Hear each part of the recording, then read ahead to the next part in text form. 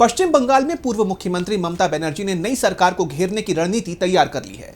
BJP पर गंभीर आरोप लगाते हुए उन्होंने विपक्ष के दलों को एकजुट रहने का आह्वान किया है और बीजेपी के खिलाफ बड़ा कदम उठाने का भी ऐलान कर दिया है। ममता बनर्जी की इस रणनीति से बीजेपी की मुश्किलें बढ़ना तय माना जा रहा है। तो क्या है ये खबर, देखेंगे इस रिपोर्ट में। पश्चिम बंगाल में नई सरकार का गठन हो गया है। पार्टी के शीर्ष नेतृत्व में बीजेपी नेता शुवेंदु अधिकारी ने मुख्यमंत्री पद की शपथ ली।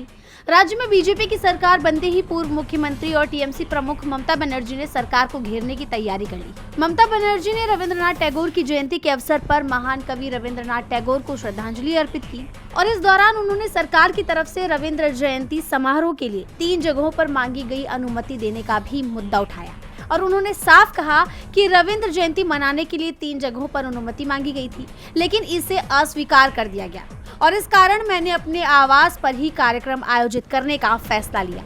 रविंद्रनाथ टैगोर की जयंती के अवसर पर ममता बनर्जी ने पश्चिम बंगाल के सभी विपक्षी दलों से एक मंच पर आकर बीजेपी के खिलाफ एक संयुक्त मोर्चा बनाने का आह्वान किया।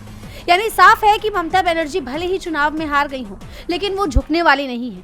अपने तल्ख तेवर से उन्होंने ये साफ कर दिया है कि बीजेपी की विचारधारा के खिलाफ उनकी लड़ाई जारी रहेगी और वो इस लड़ाई में सभी विपक्षी दलों को शामिल करने की मुहिम शुरू कर चुकी है, जिसे लेकर राजनीतिक जानकारों का मानना है कि अगर पूरा विपक्ष एकजुट होकर ममता बनर्जी की इस लड़ाई में शामिल हो जाता है तो ये बीजेपी के लिए किसी झटके से कम नहीं है। वहीं चुनाव के नतीजे आने के बाद से राहुल गांधी और अखिलेश यादव ने तो साफ कर दिया कि वो ममता बनर्जी के साथ हैं और अगर बाकी विपक्ष भी राहुल अखिलेश की तरह ही ममता के साथ आते हैं तो राज्य में बीजेपी के लिए मुश्किलें बढ़ना तय है।